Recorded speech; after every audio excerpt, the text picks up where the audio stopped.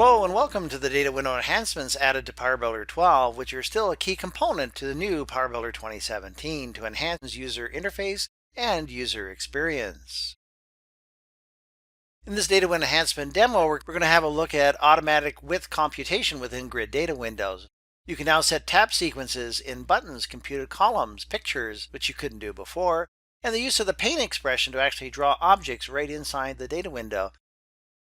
So returning to the Power Builder 2017 IDE, let's have a look at this grid data window. I'll do a retrieve and notice that the address information is actually blocked because the width of the column has to be adjusted for the widest number of characters that came back. You can do this manually by grabbing the grid line as we did in older versions of Power Builder, or you can now select the actual column itself in the design pane. Then moving to the position tab, scrolling to the bottom, you notice that there's a new property called auto size width. Notice that we can actually make it the widest shown, widest based on the amount of information returned on this page, or the widest actually retrieved in the entire result set. I'm going to choose the last widest retrieved. Notice that the grid line automatically adjusts based on the maximum number of characters that have been retrieved in this particular query. For the next data window feature, let's have a look at the new tab capabilities.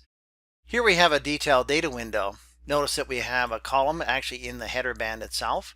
And we've added a computed column including some text for the actual name and a command button. Notice now that when we actually hit the actual tab order, and I'll expand the actual design pane, notice that the tab order 0 now applies to columns inside the header, could also be the footer, text that's within the detail band, computations, and command buttons. The last new feature is a new function that you can call inside a data window expression, which is the paint function. You can supply an expression which basically calls an external function to actually draw whatever you want, polygons, ellipses, etc., right inside the data window itself.